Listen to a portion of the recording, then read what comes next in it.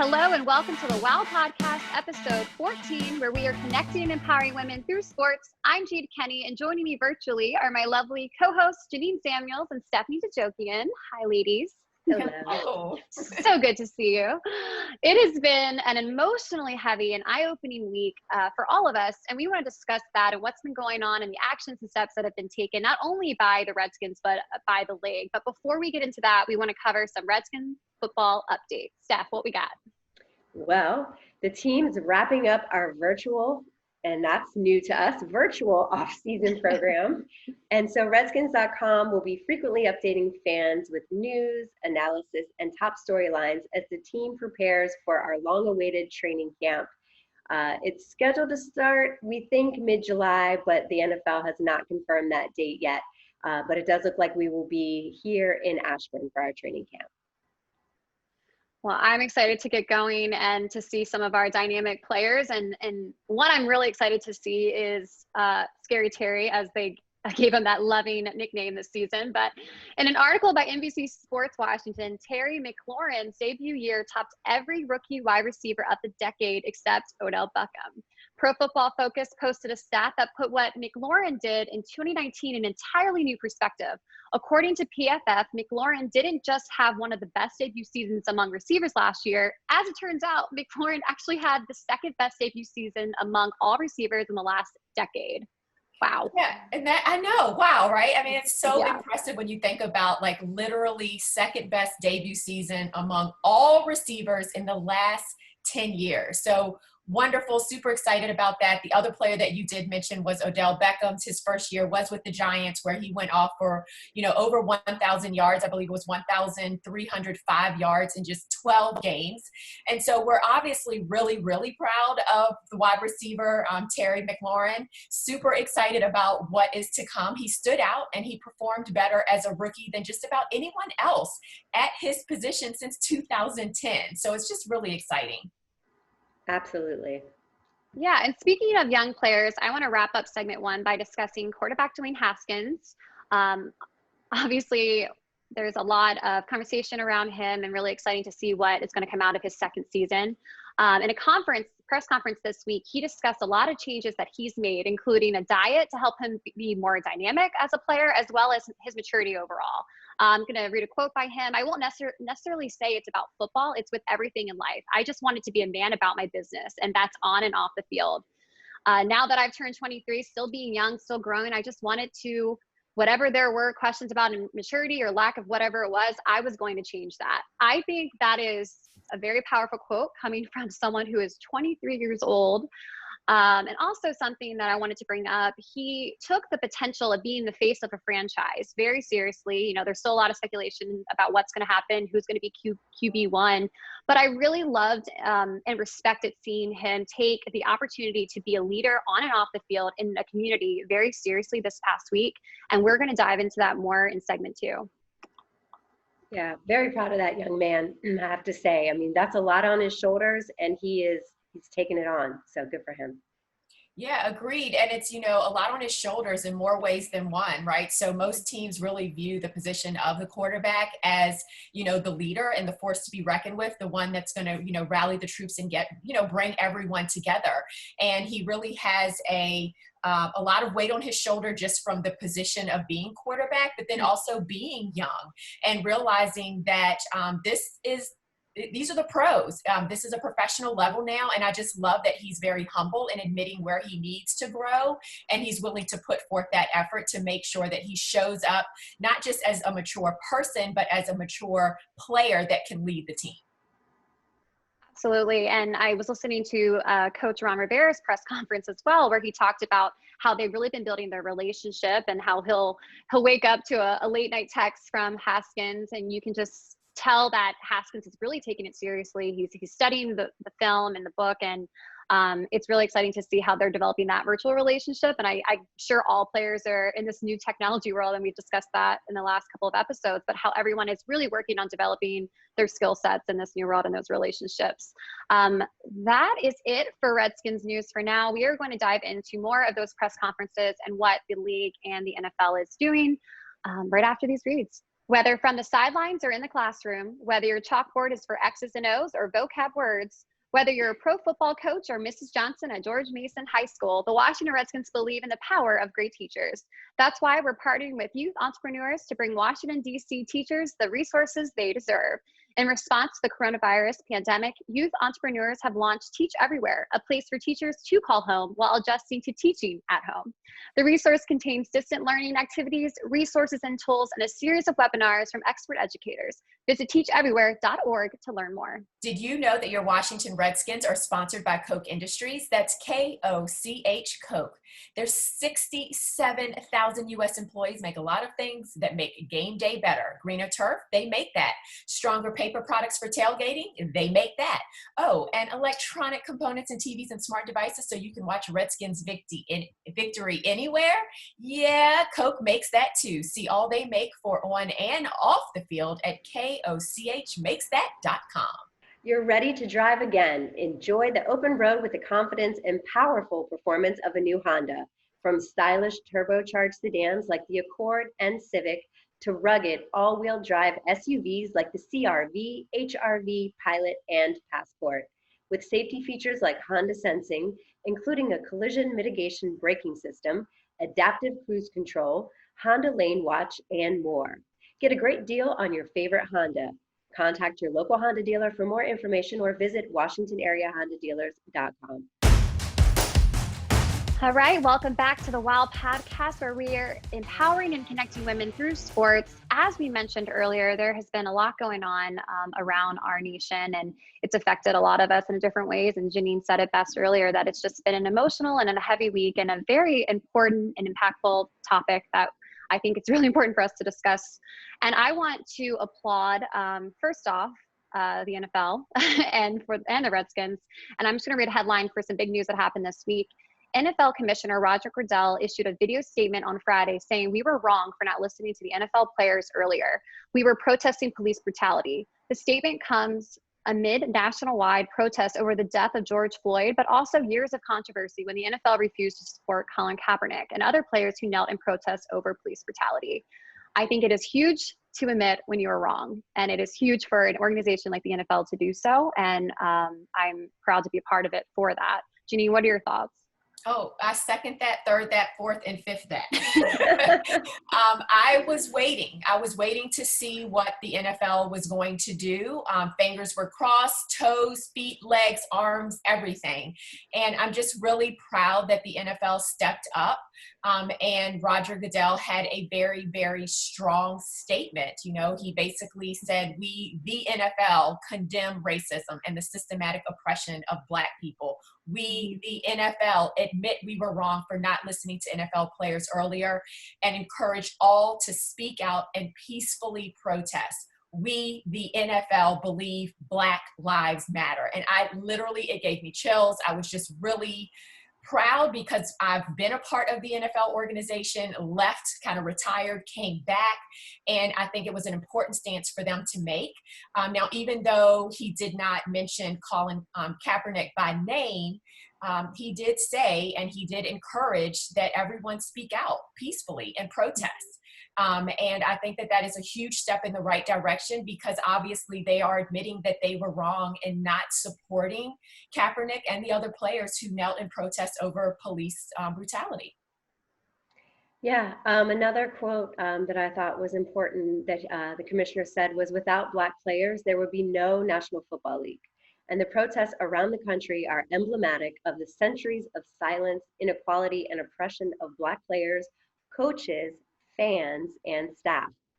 My kids personally look up to the NFL. I mean, they've grown up in it, you know, both sides being fans, but being part of it because mommy has worked for the Redskins since they've been born. They actually thought that FedEx Field was mine, which we're going to go with that for a little while. But they look up, they consider the players as role models. So for the NFL to show unity is an important lesson for them. And I'm very, very glad that it happens.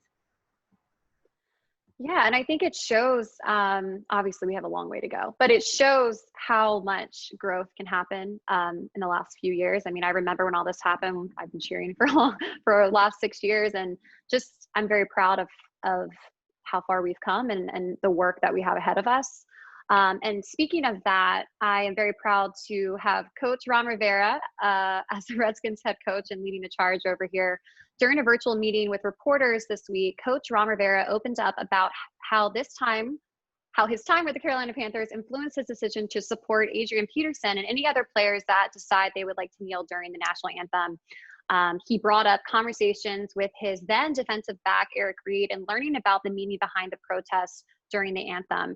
I was listening to the press conference yesterday, and he was saying that he actually went back and read the Constitution. He read the amendments, and he wanted to fully understand what that said. And what he came to after rereading it is that we have that right, and that those military that fight for our country are fighting for that purpose, that you can peacefully protest and you can stand up for what you believe. And I think it's really powerful to have our coach speak out about that. Not only will Washington's locker room and sidelines be a welcoming place for players who peacefully protest, it will also be supportive of the Black Lives Matter movement. Coach Ron Rivera said, "We cannot be afraid to say it, so I will say it again, Black lives do matter." And that is very strong. I know personally, being on one of the most diverse NFL cheerleading teams, it's something that it's real and we deal with it, and you can't be afraid to have that conversation. And I am victim of being afraid to have that conversation sometime. And this has been a very eye-opening week with my teammates to not be afraid of that. And I applaud Coach for doing that. I agree. And, if you weren't going to say it, I was going to say it. Just that one statement that he said, and I literally kept going back and rewinding it because he looked in the camera and he said, "We cannot be afraid to say it, so I will say it again. Black lives matter. Black lives do matter." And I think just him taking that moment to really connect with the audience and saying it straight, like looking at us to say Black lives do matter, it was just so impactful. Another thing that I thought was wonderful was that he gave kudos, and he's mentioned that he was especially proud of some of our younger players. Dwayne Haskins and Chase Young specifically are the two that he mentioned. Dwayne participated in the protest in DC this past weekend. He went down to the city and spoke to people and asked questions and really just wanted to get their perspective on everything. Chase took part of a call to action video that was created by some of the top players in the league. And Coach Rivera said the message was powerful and one that every fan in the league should support. And so I just, again, really love the stance that the NFL took, and especially the Redskins and Coach Rivera. And again, making that eye contact with the viewers and just making sure that everyone understands where he stands and what will and will not be tolerated, I think was extremely important, necessary, and just very impactful. Yeah. The Redskins are making some important changes. One of them being part of the Black Engagement Network that has been started at some teams in the NFL. I know the Panthers have the Black Engagement Network. And some of our most valuable employees are going to be taking part in that. I've been invited to be in this and take part, and I am honored because it's very important to me. And we're also, within the organization, we're working together. We have created focus groups or town halls to create positive change, and they're going to be starting today. I know, Jade, you're going to be in one, and we'll talk about that later. But Mr. Schneider is stepping up with a $250,000 donation. I am personally going to take part in the town hall tomorrow myself with Malcolm Blacken, with also Coach Rivera and many employees. We're all included. We're all sharing our voices. I'm ready with my thoughts and ideas and ready to listen to everyone else's ideas. We're going to get into more of how we feel and kind of our emotional side of this in overtime. But again, we applaud the NFL for admitting that they were wrong and for the steps that they have taken. And we also applaud the Redskins for all of the action items that Coach Ron Rivera has done. And I'm excited to see the changes to come and to be a part of this organization. So with that, we'll head into overtime. 75 tons of game day trash and recyclables need to find a home. So when the final whistle blows, our team hits the field. As an official partner of the Washington Redskins, RTS is connecting FedEx Field with smarter waste solutions to ensure a more sustainable and responsible approach to what's left behind at the end of game day. RTS, a better waste company. Find out more at rts.com. Connect with the Redskins this offseason. Follow @Redskins on Instagram and Twitter for team news, updates, and exclusive Redskins content. Welcome back to the WOW, where we are connecting and empowering women through sports. We are going to head into overtime, and this week's overtime is very important. As we discussed, there's a lot of heavy and emotional things that are happening that mean a lot to a lot of people right now, going on around our nation. And we want to discuss more about how we are feeling and how we are handling it. I'm going to open it up for discussion. Stephanie, let's just talk a little bit about how you're feeling and how you're handling it with your family, and especially how you're talking to your boys about it. Okay. Yeah, it's tough. Yeah. So, as things were happening and we're watching protests, we sat them down and explained to them what was going on. And it was really hard to say things to my sons like, the water guns that you have need to stay in the backyard. You can't take them out. Like other kids, you're just not allowed to play with them out front. And they couldn't really understand that. And it was such an emotional conversation. And I watched as my oldest son, who's 10, his eyes were just getting bigger and bigger. Mm-hmm. And, at one point my mom said to him, "Do you need a hug from your mom?" And he was like, "Yeah."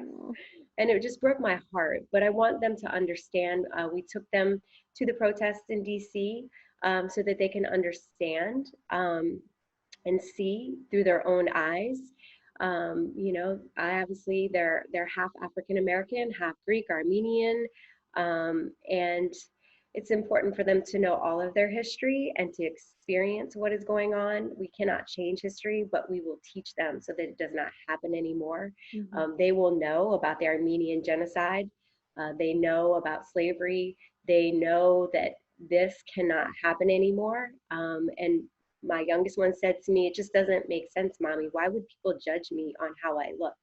And I'm like, "Yeah, you are absolutely right. And you will live with that determination that someone will not judge you by how you look." And on the other side, as we're going through the protests, my oldest son, people are emotional. They're yelling at the National Guard. They're saying, "Leave." And the oldest one looks at me and he says, "Mommy, not all police are bad. Why are they yelling at them?" And, it's like mm-hmm. so much explaining and so emotional. And, to have the support of my family and friends who also talk openly to my children is wonderful. And I can't say enough that, communication is what's going to help us. I can't even imagine, Stephanie, the conversations that you're having to have with your boys. And being that I am biracial, my father's African American, my mother is Caucasian. I know what your boys are going through. I know the struggle. It's sometimes hard to figure out where you fit in and what side you should be on and who you should relate to and who you shouldn't.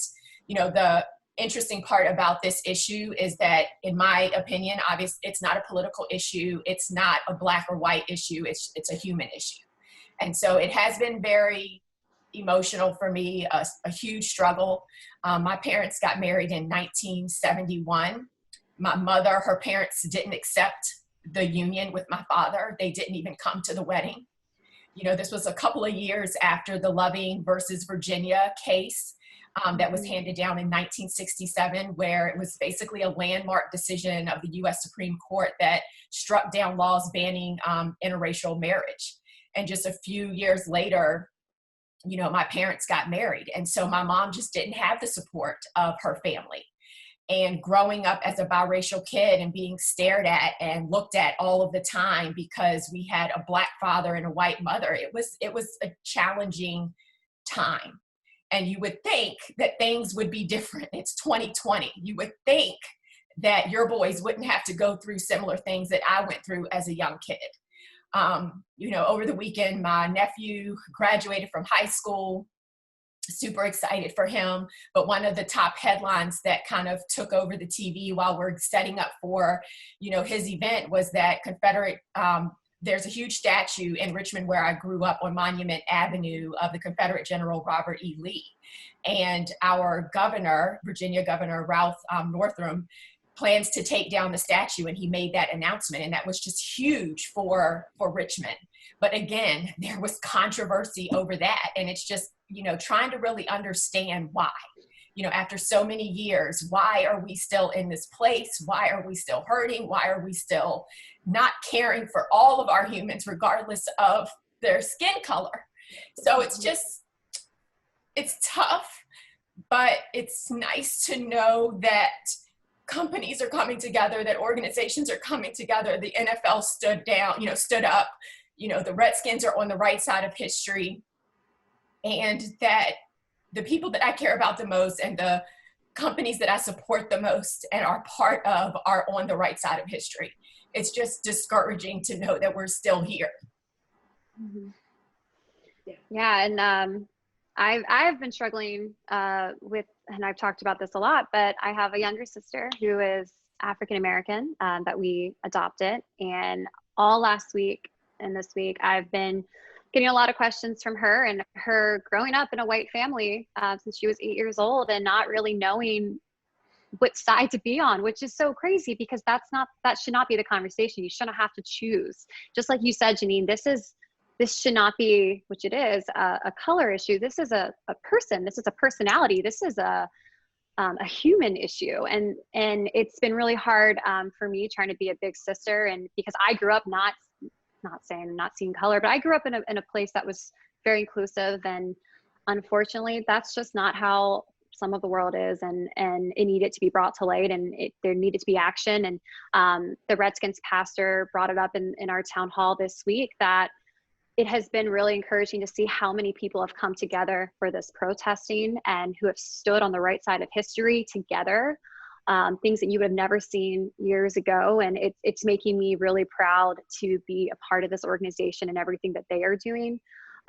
It's given me hope that we are in the right direction so that your children, Stephanie, and my sister and our future kids will grow up in a world that is inclusive and is on the right side. And I know personally, as a captain for a very diverse team, I've struggled with just not knowing what to say and being told by my colored teammates, that's okay. The fact that you're trying to have a conversation is a start, and trying to be a leader and just letting people know that we're there. And I think that's all we can do right now, is just to be open-minded and to be educated and to know that we're here to take those action items and those next steps, whatever those are. And I brought it up earlier that I'm really excited to be a part of our cheer program this year, where our bondings are including, trips to the African American History Museum to educate us on all different cultures and our upbringings and what your sisters look like and where they come from, because that is more impactful and means more in 2020 than, going, having happy hour. Like that is what we should be doing. And I really think that we're in a place where we are going to get to that. And I'm proud of that.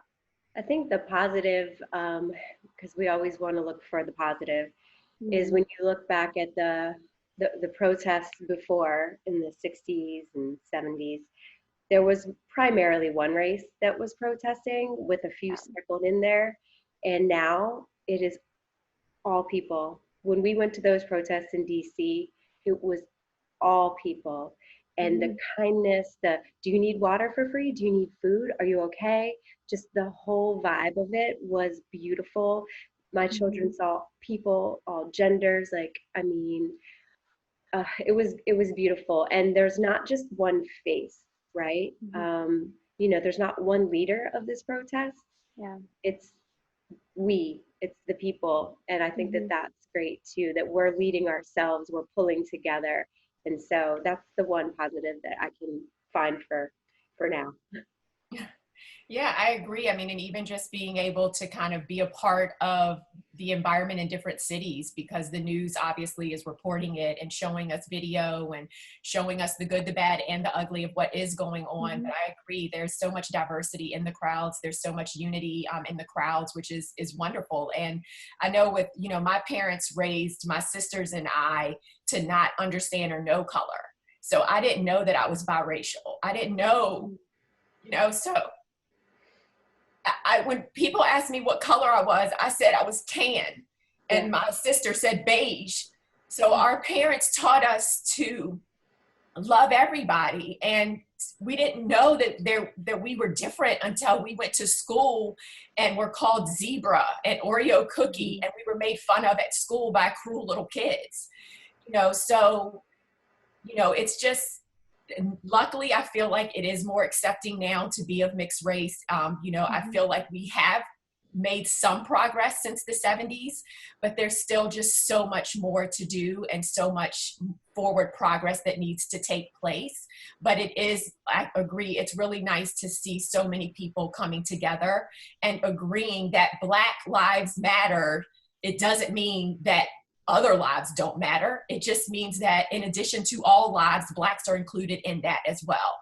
And so, hopefully this moves in the right direction and the leaders make the right decisions so that we can continue forward progress. Absolutely. And to conclude it, unfortunately, to wrap us up a little bit, we did talk about the work that the Redskins organization is doing. As Stephanie brought up, we have been broken up into these town hall focus groups led by leaders of the Redskins organization, all the way from coaching staff to higher personnel. And it includes everyone. It's personnel, it's players, it's cheerleaders. It's really being able to come and share your life experiences and to learn from each other and to take that and create action items that can be implemented to make this a more inclusive and a powerful organization. And as Washington Redskins and as DC, this is we're the capital, and we should be the leaders in this. And I'm really proud to see the work that we're going to do, and we're going to talk about that, I'm sure, a lot more on the next couple of episodes.